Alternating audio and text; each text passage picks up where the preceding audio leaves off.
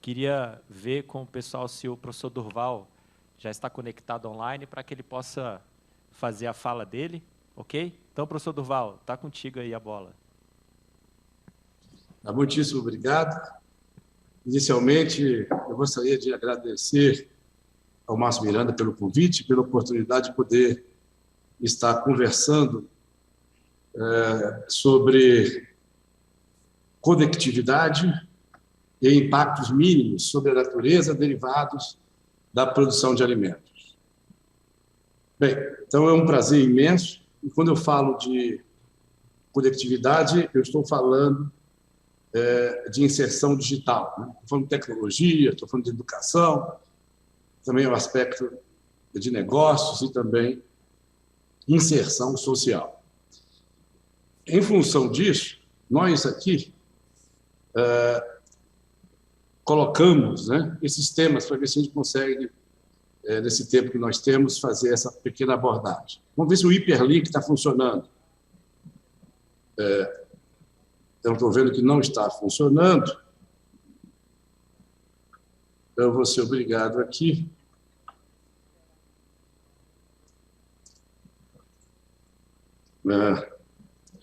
o hiperlink não funciona nesse sistema, né?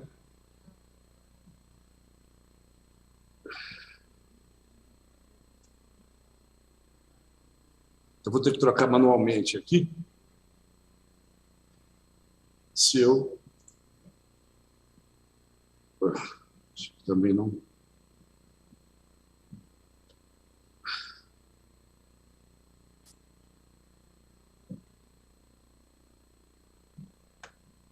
Bem, eu estou vendo também que não está funcionando.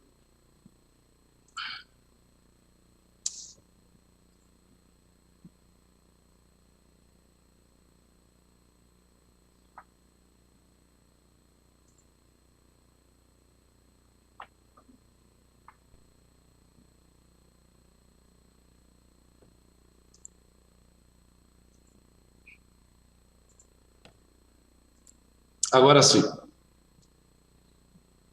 Então, esse projeto se refere à análise de conectividade no meio rural, que foi feito junto com o Ministério da Agricultura, Pecuária e Abastecimento e o IICA, com a participação aqui da FEALC e da ESALC.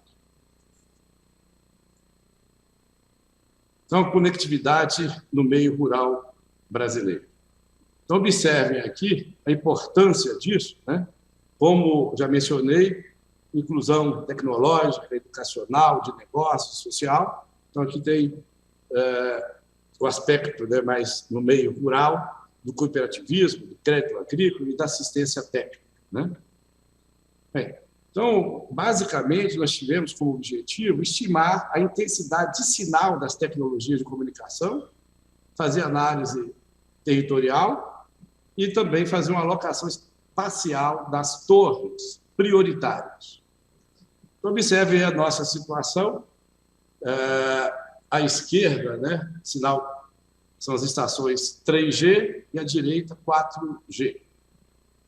Então, observe o modelo que nós utilizamos, que é esse modelo Longley Rice, para a gente estimar, com esse modelo adotado, né, qual que é a necessidade de antenas para a gente melhorar a conectividade do meio rural brasileiro. Então, observe que a gente precisa de um supercomputador. Aqui na USP a gente tem dois, o Euler e o Águia, um em São Carlos, outro em São Paulo, que a gente simula aí a situação mais próxima do real, que leva em consideração aí, basicamente aí o relevo, né, do meio físico. Então, observe, tudo que está em vermelho aí é sinal ruim, né? E esse mapa aí se refere a essa tecnologia 4G. Então, observe aí, em termos de 3G e 4G, em termos de Brasil, né? Falando em termos de número de estabelecimentos, 54% dos estabelecimentos do Brasil têm sinal ruim ou sem sinal 3G e 61% 4G. Em área, cerca de 66% da área do território brasileiro possui sinal ruim ou sem sinal 3G e 74% do território sinal ruim ou sem sinal 4G. Então, observe aí quanto no que diz respeito aí o acesso à internet, né? Isso é um grande problema para o país, do ponto de vista tecnológico, educacional, de negócio e social. Então, observem que, basicamente, o que a gente faz com a inteligência territorial é fazer o balanço, né, entre demanda e oferta. Bem, então, nós temos aqui o mapeamento, né, no que diz respeito na cor verde, a menor necessidade, obviamente, onde tem uma menor densidade populacional, e na cor vermelha, uma maior necessidade, né, em função da maior densidade populacional. E, obviamente, levando também em consideração o uso da terra. Então, a gente faz a classificação territorial, indica as necessidades da melhoria da conectividade, né, para uma ação pública. Então, observe aí a renda em função da densidade, né? O interesse privado, o interesse compartilhado e o interesse público. Obviamente, a atuação pública atua em locais de maior densidade de imóveis e menor renda. Então, observe esse mapa do Brasil, onde nós fizemos essas classes territoriais, né? Então, nas cores aí, vermelho, azul e verde, sem déficit em conectividade, e as demais 4 outras classes, né, com déficit de conectividade, mostrando a importância desse estudo. Então, agora, vou falar um pouquinho da modelagem. Estou mostrando aqui, né, essa curva, né, que é a porcentagem de conectividade em função do número de antenas. Então, observem aqui o modelo. Então, a gente tem um ponto onde a gente faz o estudo, né, da distância de abrangência para o cálculo, né, de onde colocar a antena, que varia em função do cenário, do ganho de conectividade, altitude e assim por diante. Então, em função dessa análise pixel por pixel no Brasil, né, vou mostrar daqui a pouco o resultado de tudo isso. Então, o primeiro cenário, a gente considerou já as antenas existentes e também as torres existentes, né?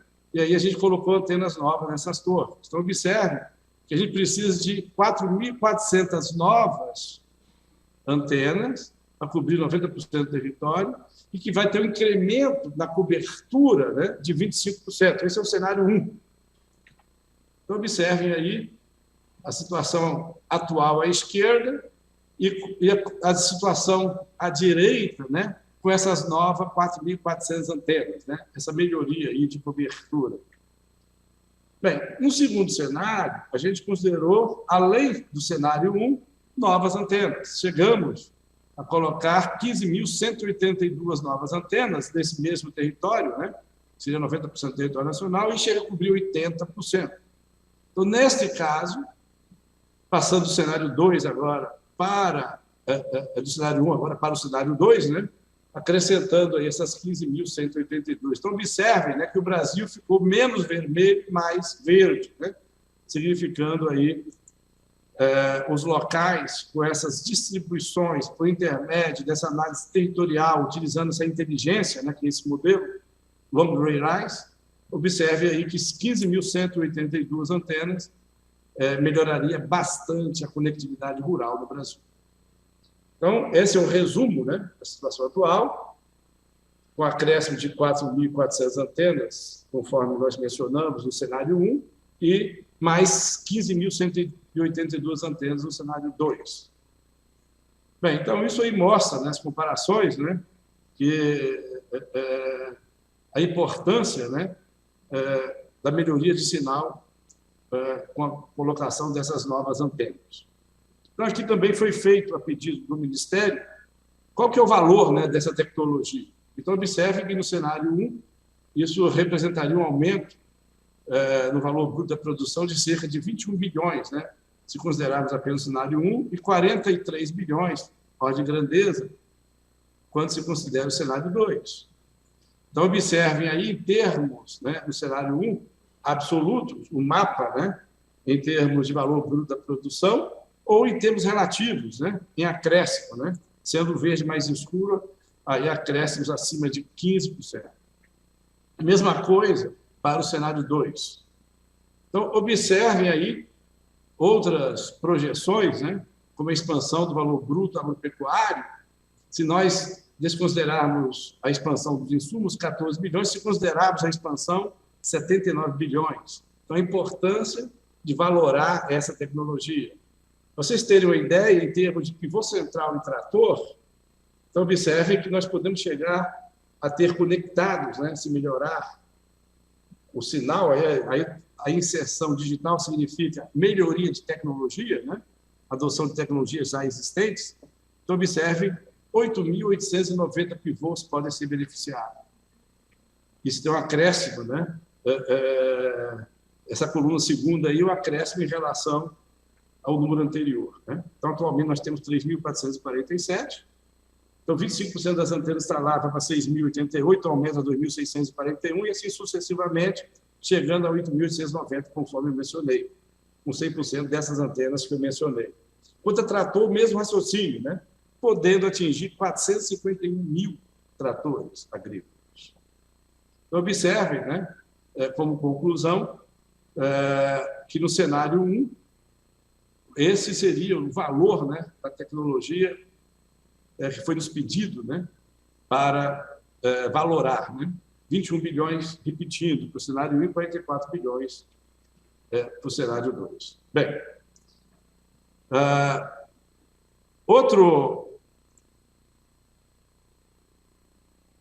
outra abordagem que eu gostaria de fazer é no que diz respeito, o que eu chamei ali, de segurança alimentar, né? Então, vou aqui, novamente, compartilhar outra tela com os senhores. Basicamente, o que foi feito aqui no primeiro ano, né, da Cátedra Luiz de Queiroz, com o professor Alisson Paulinelli. Então, observem, né? 7 bilhões de pessoas, segundo a FAO, em 2016, 9,8 em 2050. Nós já alimentamos 1 bilhão de pessoas e deveremos alimentar mais 40% desse aumento. Então, 40% de 9,8, arredondando, é mais 1 bilhão. Né? Então, basicamente, é o que eu estou chamando aqui, né, de estratégias brasileiras para atender a demanda do mundo, para ter condição de alimentar mais 1 bilhão de pessoas em 2050. Então, observem aqui o resumo disso, né? Então, nós temos aí a situação atual, o Brasil com seus 851 milhões de hectares, sendo 66% ainda preservados. Esse mapa à direita, né, mostrando aí o uso da terra com a vegetação natural na cor verde, e também à direita, abaixo, o uso da terra com pastagem e com agricultura, né? Então, observe que a pastagem cobre aí 22% do território nacional, com cerca aí de 174 milhões de hectares, e os 9% com agricultura, com algo em torno de 74 milhões de hectares como ordem de grandeza. Então, observe que, se nós considerarmos a cana, né, nós temos 8,2 milhões de hectares irrigados. Então, essa é a situação atual. Qual que foi a estratégia, né, apresentada? É aumentar a área irrigada, porque você consegue aumentar a produção, aumentando a produtividade, e também você com menor risco, né? Então, você tem uma maior garantia de segurança na produção de alimentos. E aí foi identificado, né, nesses quase 74 milhões de hectares com agricultura, 26 milhões de hectares de área adicional irrigável, que nós chamamos de intensificação, e outros 26 milhões de hectares na área de pastagem. Então, dentro dos 175 milhões, 26 milhões, que também pode ser o que nós estamos chamando de área de expansão. Então, somando tudo isso, a gente chega aí numa área adicional, né, de cerca de 53 milhões de hectares, que norteou, né, vamos dizer assim, uma solução estratégica com a adoção de áreas irrigadas para aumentar a produção, aumentando a produtividade, sem desmatar um único hectare para aí os próximos 110 anos. A gente considerou mais 2 milhões de hectares utilizando água subterrânea. Esses 53 milhões de hectares utilizando água superficial, que daria um projeto a longo prazo de 110 anos. Agora, para atender a demanda da FAO, conforme eu mencionei no início, em função daquele aumento de 2,8 milhões de pessoas, 40% disso é 1 bilhão, então nós teríamos aqui 15 milhões de hectares aproximadamente, que seria a médio prazo, 30 anos, para atender exatamente a demanda da ONU. Então nós temos aí esse mapa à direita, com 8 milhões de hectares, que seria a área de intensificação, ou seja, a área adicional irrigável nas áreas de agricultura atualmente. E abaixo, em amarelo, a área adicional irrigável de 7,5 milhões de hectares, denominadas aqui, nessa apresentação, de área de expansão, que seriam as áreas adicionais irrigáveis nas áreas de pastagem. Então, nós temos aí esses 15 milhões no médio prazo para atender a demanda da FAO. Bem, para detalhar um pouco isso, eu tenho aqui uma outra apresentação.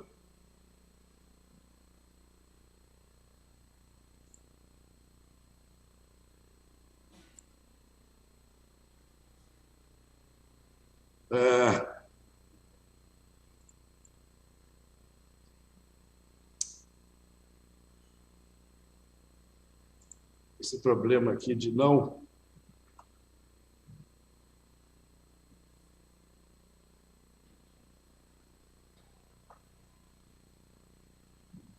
O hiperlink não funcionar nesse sistema.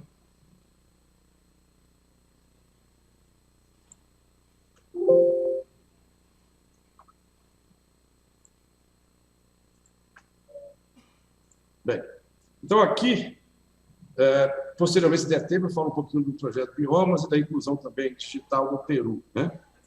Mas aqui é apenas um detalhamento desse projeto que começou com o Ministério da Integração Nacional lá em 2014, em 2015, 2016 teve a segunda fase aí do mapa e a terceira fase no Ministério do Desenvolvimento Regional, que é o que eu vou apresentar hoje, né?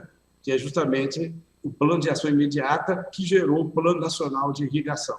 Estou mostrando aqui como é que a gente faz o que nós chamamos de inteligência territorial, mostrando novamente aqui, né, esses mapas do uso da terra, aqui só para explicar, né, que esse retângulo aí é a área de agricultura e de pastagem, né, que está em escala, né, para mostrar que nessa área agricultável, que nós mencionamos 74 milhões à esquerda na área de agricultura e 174 milhões à direita na área de pastagem, então é o uso consolidado. Então nós temos a demanda hídrica, que é calculada pela evapotranspiração, e a disponibilidade hídrica, que é a informação nos fornecida pela Agência Nacional de Águas. Com base nisso, calculamos a área. Priorizamos primeiro a área de agricultura, depois a área de pastagem, denominadas área de intensificação e expansão, respectivamente, e após esse cálculo, finalizamos considerando a água subterrânea, né, para o cálculo da área adicional irrigável, sem desmatar um único hectare nessas áreas ocupadas hoje, já antropizadas, de agricultura e pastagem. Aqui é a caracterização da demanda, ou seja, as vazões dos rios, e aqui, a evapotranspiração, e aqui as vazões dos rios, né? Então, aqui é a disponibilidade hídrica fornecida pela ANA. Basicamente, a gente usou aqui o Q95 para a água superficial e depois as vazões onde eles nos forneceram aqui a disponibilidade de água subterrânea. Então, aqui nós vamos ter a área adicional irrigável. Então, observe, na região centro-oeste, algo em torno de 9 milhões, na nordeste, algo em torno de 1 milhão, no norte, 797 mil, no sudeste, 8 milhões, no sul, cerca de 7,7 milhões, totalizando aqueles 26 milhões que eu mencionei. Então, isso aqui é a área de intensificação na área de agricultura. O mesmo para de pastagem, outros 9,8 milhões na região centro-oeste, 2 no nordeste, 10 milhões no norte, 4 no sudeste, 540 mil no sul, totalizando 26 milhões. Isso somados com 53 milhões, que somado com os dois milhões de água subterrânea, chega dos 55,8 milhões de hectares, aí utilizando água superficial e subterrânea, que é aquele projeto que nós mencionamos de longo prazo dos 110 anos. Aqui, para detalhar um pouco mais, levando em consideração a infraestrutura de transporte, energia e armazenamento, em termos de qualidade, fizemos esse mapa à direita para priorizar, né, os 15 milhões dentro dos 55 milhões, para fazer em 30 anos, no médio prazo.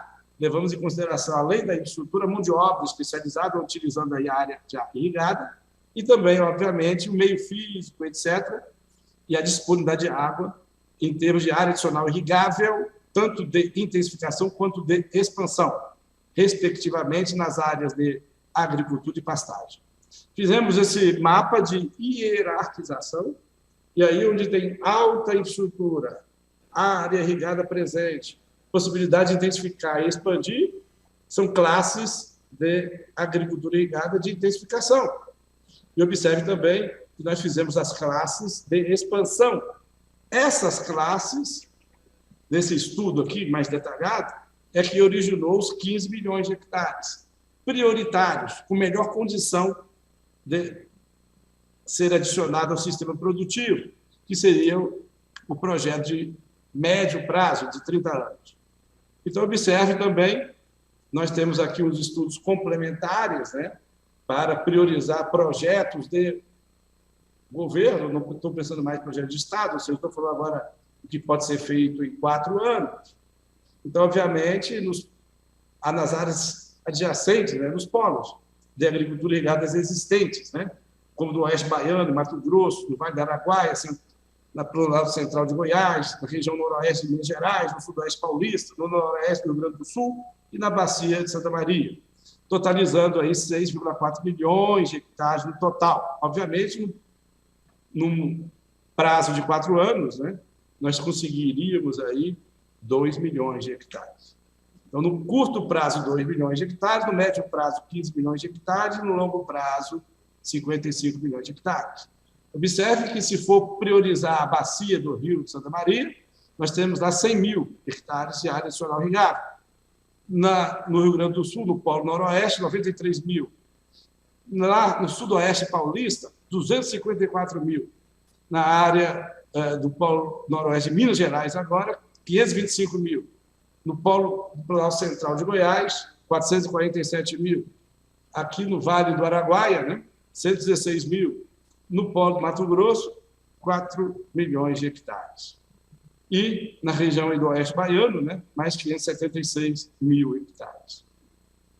Bem, eu tenho ainda, não sei se eu tenho tempo ainda tenho aqui, mas essa apresentaçãozinha também é curtinha, né, eu vou passar rápido, que é sobre os biomas brasileiros, né, em homenagem aí ao nosso professor Ades Paulinelli. Então, basicamente, é um estudo de diagnóstico para caracterizar, por intermédio de um indicador, né, o ambiente de negócio. Isso aqui foi feito com o SEBRAE, aqui pelo Grupo de Políticas Públicas da Exalc. Então, rapidamente, obviamente, o método, né, para auxiliar a tomada de decisão quanto ao ambiente de negócio no setor agrícola, com esses 7 eixos aqui que vocês estão vendo, né? Obviamente, o econômico é importante, né, para pagar a conta, mas está sendo levado em consideração o capital humano, o capital social, a infraestrutura, a situação fundiária e assim por diante. Bem, então nós temos aqui, esse é o propósito do método, né? Auxiliar a avaliação, guiar investidores e apoiar gestores públicos. Então tem a definição da estrutura e hierarquia, seleção e implementação de técnicas, resultados preliminares, esse levantamento de indicadores do SEBRAE, essas bases de dados do SEBRAE, os ajustes ao método e a criação, tudo isso foi feito na etapa 2. Aí a gente tem o ranking, os eixos, os indicadores, tem todos esses parceiros, né, como pré-requisitos, né, uso de dados provenientes principalmente das bases públicas, informações geradas com frequência ao longo do tempo, se faz o monitoramento, e os dados levantados em nível de micro-região, né, ou pode ser também município. Bem, então, observe aí os eixos todos, aqui a forma de cálculo, aqui um pouco mais detalhado o objetivo. Aqui, os eixos agora, utilizando inteligência territorial e os indicadores. E aí, observe à esquerda os diferentes biomas, Amazônia, Caatinga, Cerrado, Mata Atlântico, Pampa, Pantanal, e à direita aqui as regiões rurais, né, com os principais centros urbanos aqui no mapa. Então, observe aí os indicadores, né, de infraestrutura, capital humano, potencial de mercado e gestão fiscal. Então, observe os resultados preliminares da situação fundiária do país, do capital humano, agricultores sem com escolaridade, cooperativismo, assistência técnica, aspecto da economia, né, acesso ao crédito, integração de mercado, aí o valor da produção, infraestrutura, turismo, conectividade, aptidão agrícola, área de expansão da irrigação que já vimos, o aspecto também ambiental, de estoque de carbono, biodiversidade, a parte de segurança hídrica. Então, isso aí tudo junto, né, que compõe aí a nossa análise territorial para fazer o diagnóstico com esses diferentes indicadores, né, e depois a gente calcula um indicador de potencial de negócio, né? E aí a gente vai, no final, ter uma ferramenta interativa, né, para nortear política pública. E a última apresentação que eu tenho aqui, é só para ilustrar, vou passar rapidamente, também se diz respeito à conectividade, né, rural, inclusão digital. E agora aqui falando, que é um projeto com o FIDA, né? Estou mostrando aqui oportunidades também para o Brasil, para Brasil e Peru, né? Então, aqui, rapidamente, mostrando que o mundo está preocupado com isso. Então, a gente usou aquele mesmo modelo para fazer esse estudo, né, no Peru.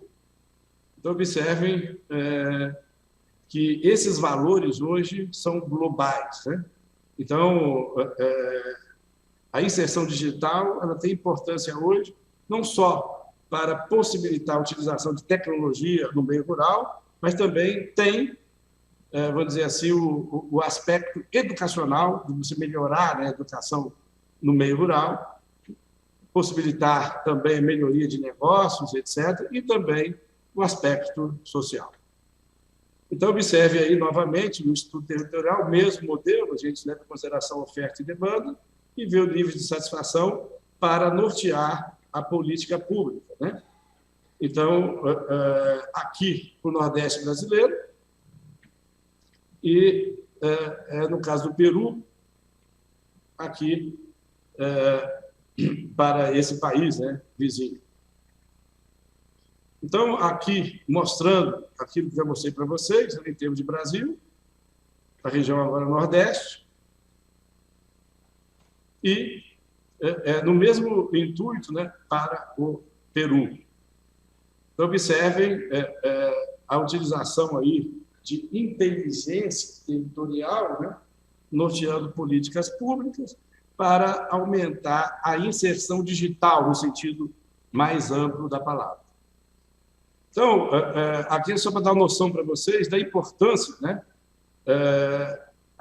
dessa metodologia, né, de fazer o balanço de oferta e demanda e a gente aí definir, né, em função do interesse do Estado, qual que é a política pública que deve ser adotada. Bem, já estourei o meu tempo, eu vou finalizar por aqui, devolvendo a palavra, né, para o nosso aí coordenador. E, mais uma vez, agradecendo aí a oportunidade